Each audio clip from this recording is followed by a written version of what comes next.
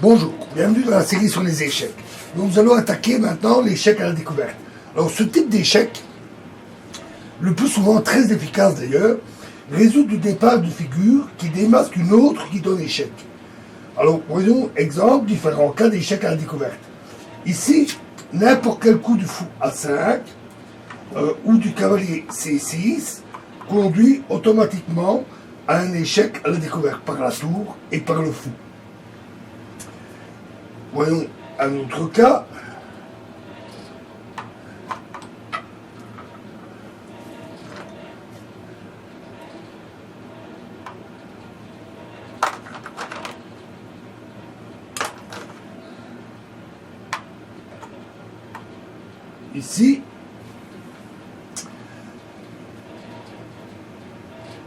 Ici, les blancs peuvent donner un échec à la découverte en jouant G6, G7, ce qui fait échec.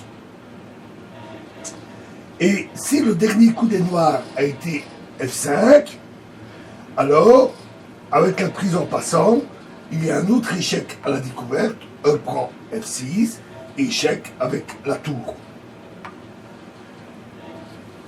Naturellement, la marge de la figure qui donne échec et celle de la pièce qui la démasque doivent être différentes.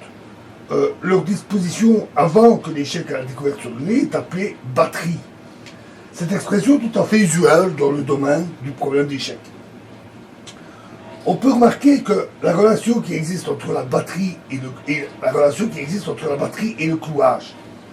Si dans cet exemple on remplace la pièce démasquée par une pièce adverse, alors de même nature, par exemple ici un pion, alors la pièce est clouée, ce qui limite tout à fait son action. Donc on voit le pendant, pièce noire clouée, pièce blanche, échec à la découverte, batterie. En quoi consiste l'extraordinaire efficacité de l'échec à la découverte? La pièce qui est démasquée peut impunément prendre une pièce adverse, par exemple, imaginons ici un cavalier, un autre fou. La pièce peut impunément prendre cette pièce sans se faire capturer parce qu'il y a échec. Même si elle était protégée par d'autres pièces encore. Car l'adversaire doit d'abord parer l'échec au roi. On verra un exemple simple dans la prochaine vidéo. Je vous remercie.